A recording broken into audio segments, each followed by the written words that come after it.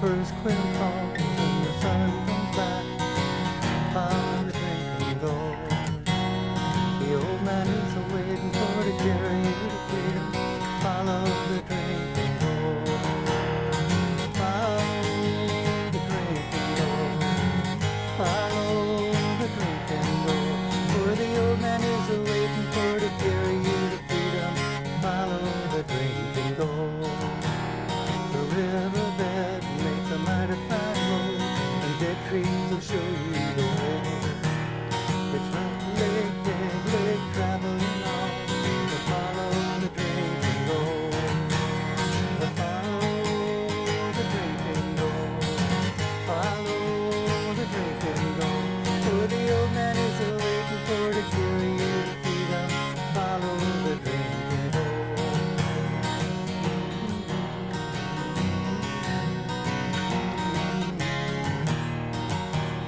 I thought I heard the angels say, follow the drinking gold. The stars in heaven are gonna show you the way, follow the drinking gold. Follow the drinking gold, follow the drinking gold. For the old man is waiting for to carry you to freedom, follow the drinking gold. Follow the drinking gold, follow the drinking gold. For the old man is waiting for to carry you to freedom, follow the drinking gold.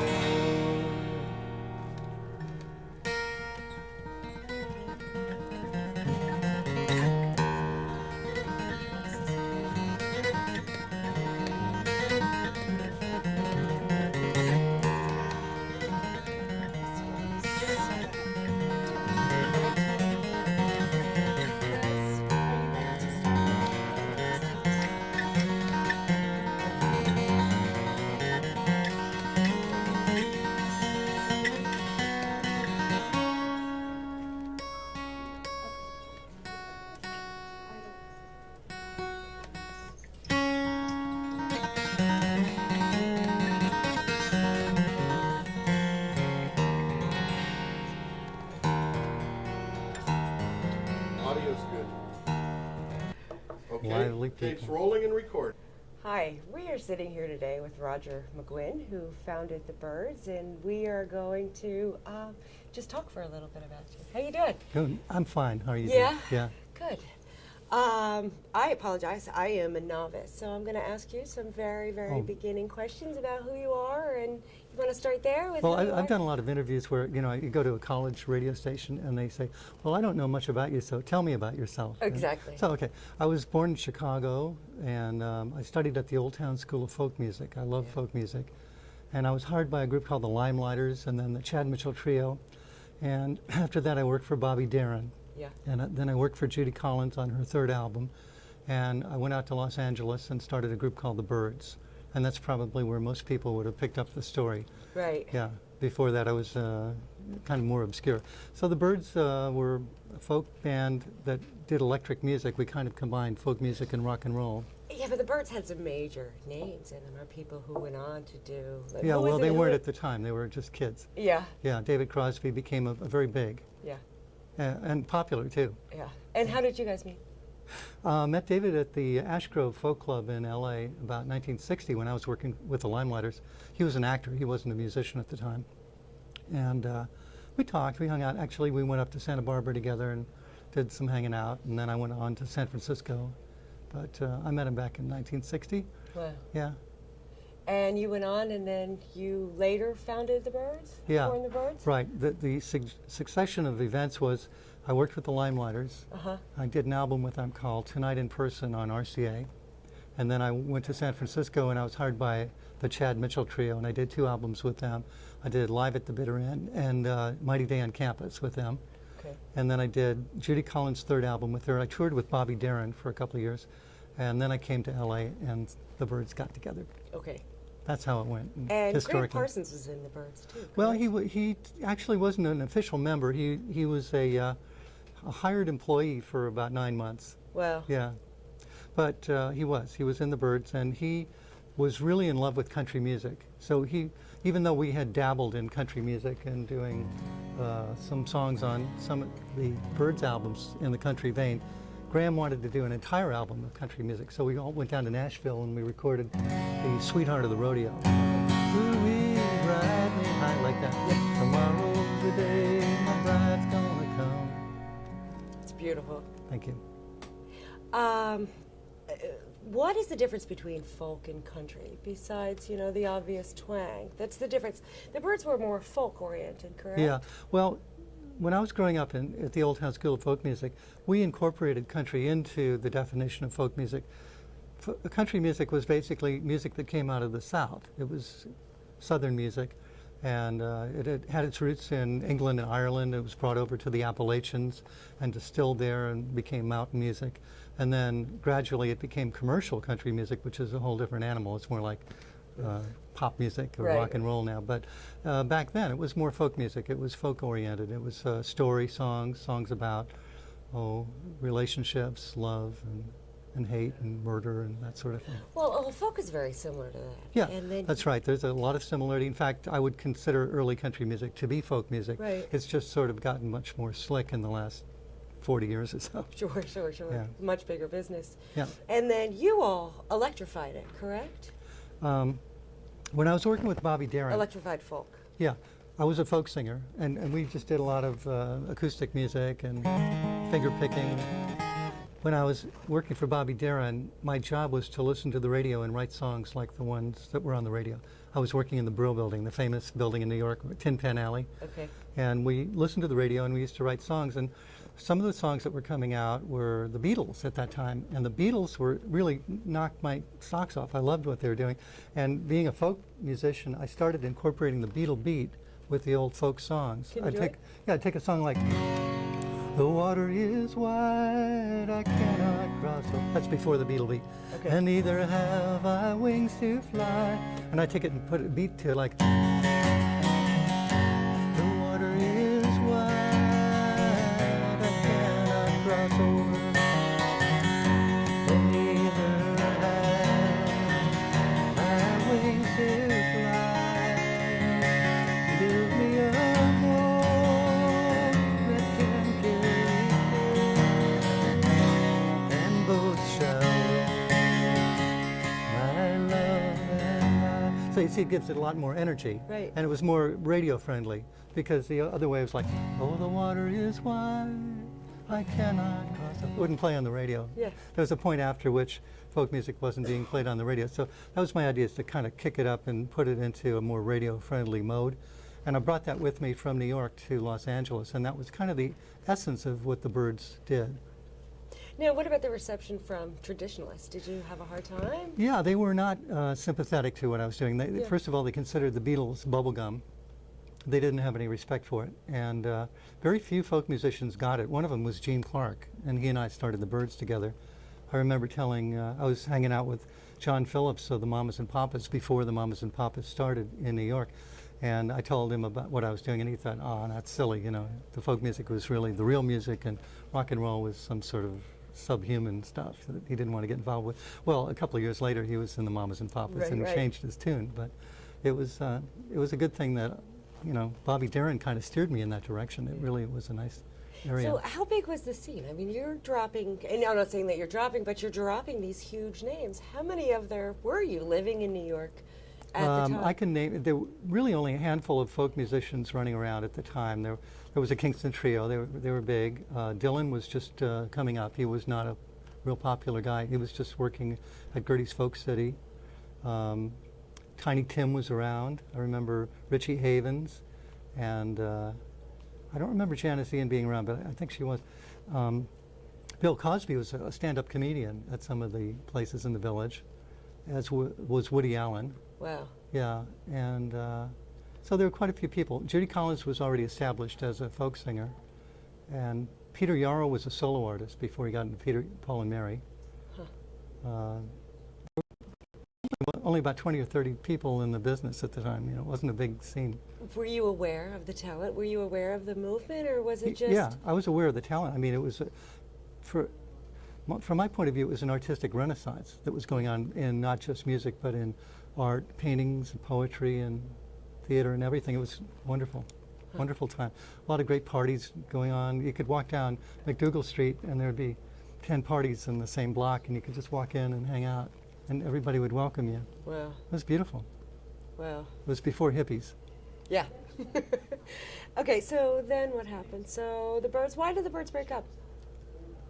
The way bands go, they just get into different areas. They get different interests in music, and maybe there's a sort of a jockeying for position and that sort of thing. That's all.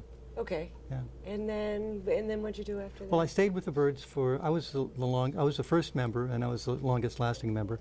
I finally put it away in 1973 and decided to go solo, like my old hero Pete Seeger, who had inspired me to be a solo artist back in the 50s and 60s when I was going to folk school.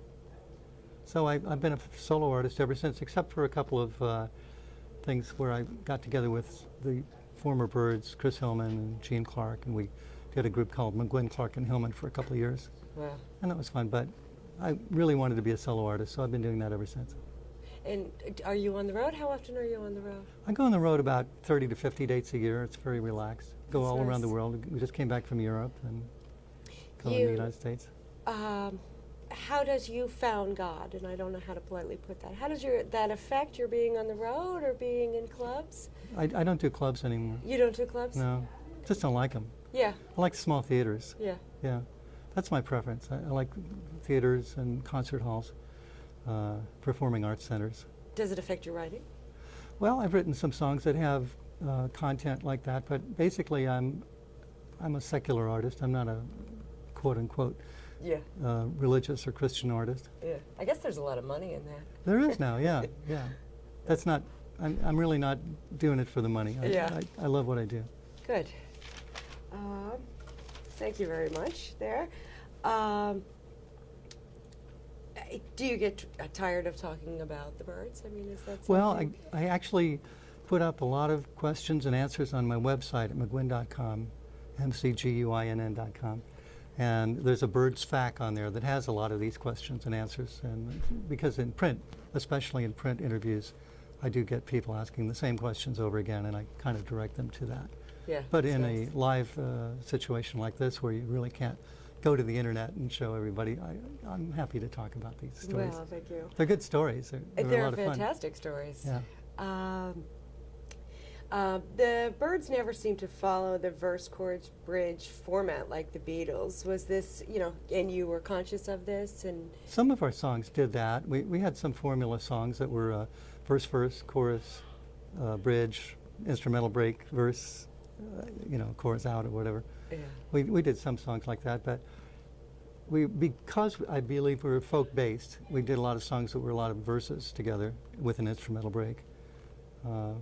I guess we did a lot of verse, chorus with an instrumental break, like Turn, Turn, Turn is one of those. But we weren't conscious of formula. We didn't really think much about formula. We weren't conscious of hit records either. We weren't trying to get hit records. We were just very blessed to get a couple of hit records in the beginning. Where, in today's music, do you see a lot of influences in what you did? I mean, do People you tell me that there are some around there, yeah, that people have picked up on the jingle jangle sound Yeah. and carried it on. Like what? Can you name? I mean, do you, No, I do you don't get listen to into- contemporary radio I don't get at it. all? Yeah, sometimes. Yeah. I'm not really into it, but I'm aware of it. Yeah. I mean, I really feel like folk changed a tremendous amount, in music and really changed. And I'm sorry, I'm kind of floundering here, but it changed a lot of the singer-songwriter stance, and perhaps that Well, was it gave birth to the singer-songwriter, because first they started out doing traditional songs, and then they said, "Oh, wait a minute, I could make up a song too," and finally that's all they did was make up songs, which is exactly why I started a thing called the Folk Den on the internet. Right. 10 years tell ago. us more about that. Well, 10 years ago, I decided that the new folk singers were writing their own songs, and they were not doing the old traditional songs as much anymore. And I saw a time when maybe the traditional songs might get lost. They could just disappear. So I thought I'd do something about it, and I started the Folk Den at McGuinn.com, section called the Folk Den. You just click on where it says Folk Den, and it'll take you to a page where I have over 100 songs in MP3 format that you can download with the lyrics and the chords and a little story about the song. The latest one is a song called Follow the Drinking Gourd. I just put it up a couple of days ago. I'll play a little bit of it. Thank you. Follow the drinking gourd, follow the drinking gourd, where the old man is waiting for to carry you to freedom. Follow the drinking gourd. When the sun goes back and the first quail calls, you follow the drinking gourd. The old man is waiting for to carry you to freedom. You follow the drinking gourd. Follow the drinking gourd. Follow the drinking gourd. Where the old man is waiting for to carry you to freedom. Follow the drinking gourd. It's got about 4 verses, and it's got its roots with the Underground Railroad. Back in the 1800s, a lot of people were trying to help the slaves escape to the north to freedom. And there was a guy named Peg-Leg Joe. This may be all folktale, but the story goes like this. Peg-Leg Joe was an itinerant carpenter who had been a sailor and had one of his legs hurt in a sailing accident. And he would go from plantation to plantation and do some carpentry work. And while he was there, he'd get friendly with the slaves, and he'd teach them this song. And the song has a code in it. And the code is that if you follow the drinking gourd is not just a drinking gourd, it's the Big Dipper. And the Big Dipper points to the North Star. Wow. And if you follow the drinking gourd to the North Star, you can head your way north, celestial navigation basically, and stay on course going up to the north. Wow. And then there's this thing about, you do it in the wintertime when the first quail calls.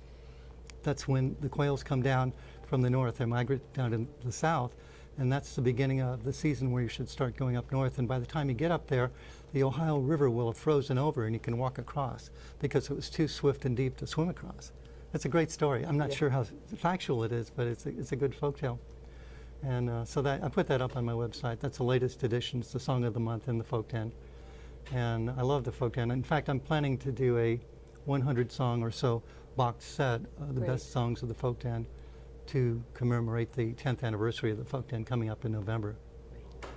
So who are your personal favorites? You know, what do you look for when you're listening to music and picking things out? Is it the story? Is it the music? Is it, you know? It's both. It's a combination of things. Yeah. Yeah, I love a good story song. I love Elvis Costello. He's great. I've always been a fan of Tom Petty's work and REM, and I like Jeff Tweedy, and I like the guys from Uncle Tupelo, Wilco, and Jay Farrar.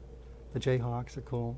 I like the female singer-songwriters like Nancy Griffith, and I've always loved Joni Mitchell's work and Joan Baez. And these are the older ones, but I really like the basic folk singer-songwriter kind of idea, or people who have carried on the tradition of the jingle jangle or the country sound. Like who? Who today? That Like maybe- Jay Farrar and Jeff Tweedy and the Okay. Jayhawks. Great. Which they just broke up again, didn't they?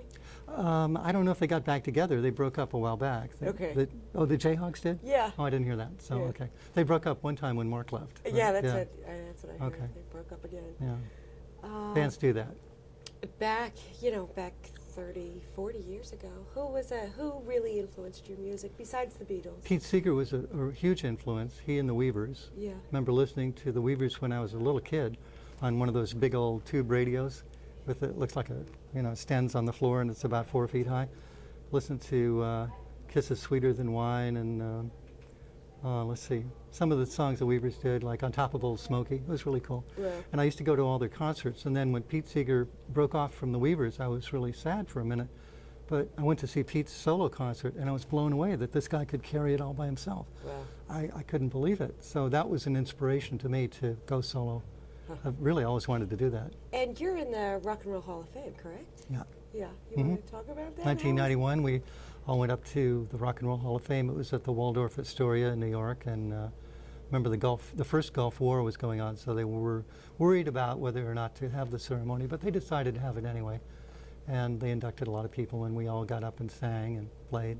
Who was we all? The original Byrds, that was David Crosby, Chris Hillman, Michael Clark, Gene Clark, and myself. Wow. And what'd you sing? We sing Mr. Tambourine Man and Turn, Turn, Turn, I think. Yeah. Or maybe it was just Mr. Tambourine Man, I can't remember. And is that a period of success for you, or is that were you proud of yourself at the time, or is that just like?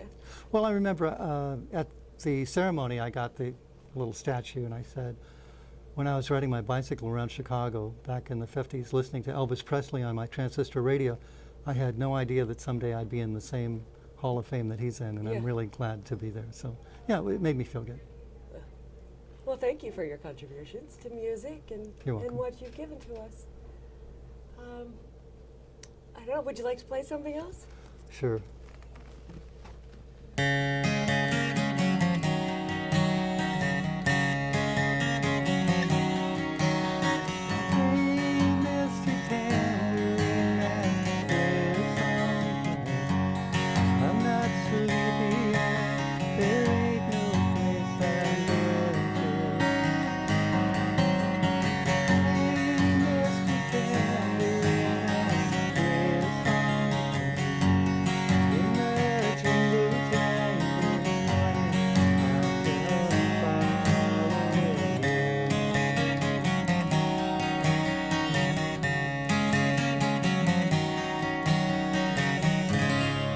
Reminds me, I wanted to tell you about this guitar. This is a new guitar that Martin just released. It's a 7-string guitar, and it's got my name on it. Nice. It's a signature series, and it's got the best of both worlds. It's got the best of a 12-string, which is this pair of strings here, like. I play a lot of leads up and down the neck like that, like.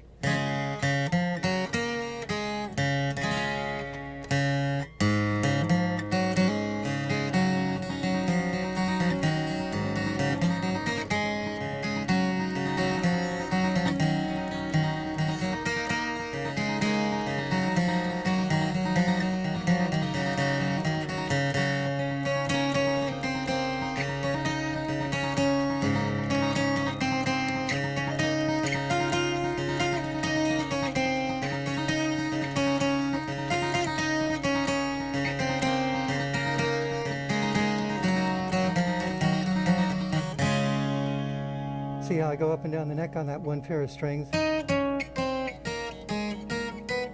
go up and down in the same string. So I thought, that's the best part of a 12-string. If I had a guitar that had that, and then it was just a 6-string aside from that, so you could bend it like a blues guitar, and then also do bluegrass licks on the bottom like a bluegrass guitar. It would be really like a Swiss Army knife where you could do everything. Right. Yeah. So I took this to Martin and I had them make me one, and they loved it so much they decided to do an edition of these, and it's what they call an open edition. It's not even limited, so it's going to be going for a long time. Great. Yeah, I'm really happy about that. And what's the CD? Okay, I just want to say it's an HD7 from the Martin Guitar Company. Yeah, and it's a Roger McGuinn model. This is my latest CD. This is called Limited Edition. And what it is a combination of songs. It's got some of the songs that are on the folk den, but they're electrified, they're jazzed up. They're like electrified blues and Appalachian songs. I've got one song that's an Appalachian song with a hip-hop drum beat to it. That's kind of fun. Yeah. I like to call it folk hop, and I spell it P-H-O-K-O-P. Of course you do. Okay. And this is a response to a lot of people writing me and emailing me about, they wanted a CD that had the Rickenbacker jingle jangle sound. So I got the old Rickenbacker fired up and made this CD, and it's like my Back from Rio CD, or the kind of playing that I used to do in the Birds. Wow. And where is it available? Just on your It's site? available at McGuinn.com and Amazon.com, and we sell them at venues. Oh, good. Mm-hmm. Good.